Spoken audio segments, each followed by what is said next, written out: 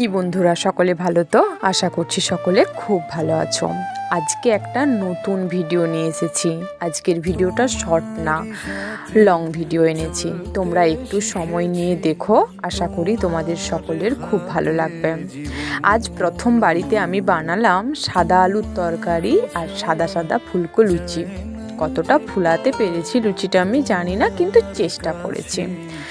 গতকাল ছিল রাধা অষ্টমী, মা অষ্টমী করেছিলেন, তাই মা পুজোর জোগাড় করতে অনেকটা সময় চলে গেছে, তাই আমি রান্নার ডিপার্টমেন্টেই ছিলাম। প্রথমে আমি কড়াইটা বসিয়ে দিলাম, তারপর কড়াইটা গরম হয়ে যাবার পর সর্ষের তেল দিয়ে দিলাম। তেলটা গরম হয়ে যাবার পর আমি কিন্তু সর্ষের ফোড়ন এবং কাঁচা লঙ্কা ব্যবহার করেছি। এতে কিন্তু আমি হলুদ গুঁড়ো, লঙ্কার গুঁড়ো ব্যবহার করিনি। গুঁড়ো বলতে শুধু জিরের গুঁড়ো দিয়েছি।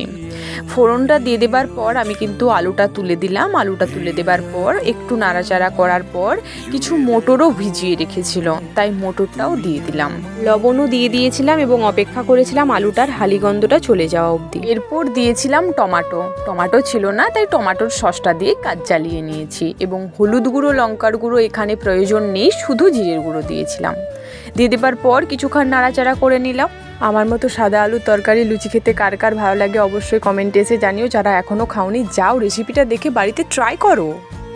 এই যে আমি রান্নার ভিডিও দিয়ে থাকি, এই রান্নার মধ্যে যদি সত্যিই কোনো ভুল হয়ে থাকে আমার, অবশ্যই আমার ভুলটা ধরিয়ে দিও, আমি যাতে ভুলটা সংশোধন করে নিতে পারি। রান্নাটা আমার ভালো লাগে তাই করি। যে কোনো জিনিস এক্সপেরিমেন্ট করতে আমার খুব ভালো লাগে, তাই আমি আমার মন থেকে করি। কোনো মশলাপাতি বা কোনো কিছু আমি আমার মন থেকে দিয়ে করি, তাই ভালো লাগলে অবশ্যই তোমরা জানিও, এবং যদি কোনো ভুল থাকে সেটাতেও জানিও।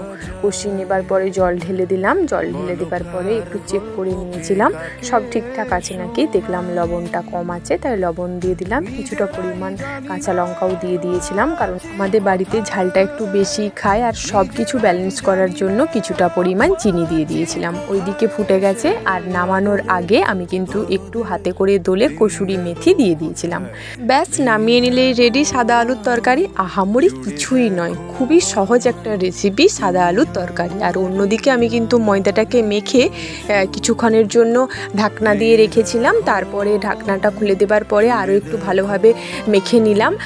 মায়ের জন্য কিছুটা পরিমাণ এখন ডোলা পাকিয়ে লুচি ভেজে নেব। তারপরে মায়ের মতো করে মাকে গুছিয়ে খাইয়ে দেব। তারপরে বাকিটা মায়ে মেয়ে মিলে করে নেব, কারণ সকাল থেকে উপোস দিয়েছে, এরপরে যদি দেরি হয়ে যায় মায়ের সমস্যা হবে। তাই মায়ের খাবারটা আগে করে নিয়েছি, তারপর আমার ভাইয়ের বাবার খাবারটা পরে করব। আর মা তো সবসময় প্রতি মুহূর্তে আমাদের জন্য করেই চলেছে। মায়ের জন্য এটুকু করতে পেরে আমার খুবই ভালো লাগে। শুধু মায়ের জন্য নয়, মা, বাবা, ভাই ওরাও দেখি আমার রান্নাটাকে খুব পছন্দ করে, এবং আমারও ভালো লাগে ওদেরকে খাওয়াতে। শুধু রান্না করতেই ভালোবাসি তা নয়, মানুষকে খাওয়াতেও খুব ভালোবাসি। মায়ের মতো প্রায় হয়েই গেছে লুচি ভাজা। এরপর আমি ভালোভাবে গুছিয়ে মাকে দেব। মায়ের এতটাই ভালো লেগেছে, মা তো আমাকে লাস্টে বলেই দিল যে টমেটো আনলে সাদা আলুর তরকারিটা আরেকবার করিস। আমি বললাম হ্যাঁ, করে দেব।